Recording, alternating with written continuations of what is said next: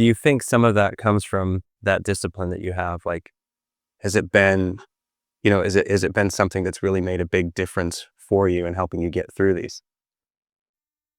That's a interesting question. I think that there's a couple of different parts on that. Mhm. I think first and foremost is my connection to why I think we're here on Earth. I'm a very religious man. Okay. I believe that we're here as a test. We're here to suffer, basically, because there has to be something better. There is no way that my daughter was taken from me without a reason. I know my daughter lives. I know that she is going to have a perfect body. I know that I will be her father again.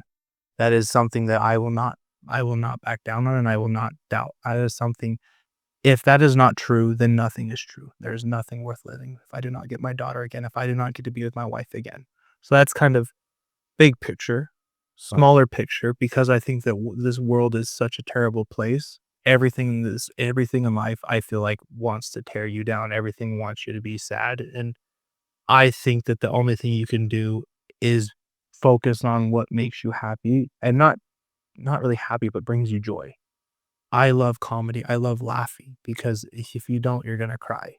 So I try to embody that in everything I do, and maybe it's a way for me to cope with not dealing with the pain, because I will never get over the loss of my daughter. It is something that constantly comes up. Okay. Um, for an example, the day my daughter passed away, my sister gave birth. So at within hours of my daughter being moved to the morgue, I was holding a new baby that was, as a newborn, was more in control of her body than my 2-month-old baby was. I was able to have that comparison of just how bad my daughter's potential life could be. It was crazy. So, that was something that I could take as a negative and have some sort of resentment, but I can just let it go. But the whole thing about sorry, I'm thinking about that. This is where the whole reason I brought that up was, man, my because of my daughter, I can see where her life could have been. My cousin gave birth.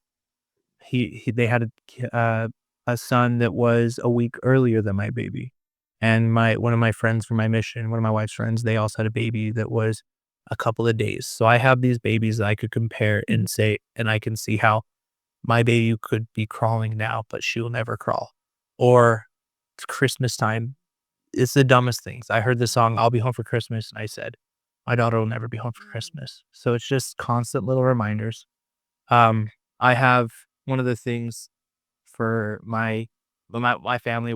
Sorry, my wife and I want to keep our daughter close to us in all that we do. Couple of the things that we do is we have pearls, because panina in Hebrew means precious stone or pearl. So I have a pearl that I keep with me. Wow. It's just, obviously, it's not a girly white one. This is a Tahitian pearl, so it's black and married like me.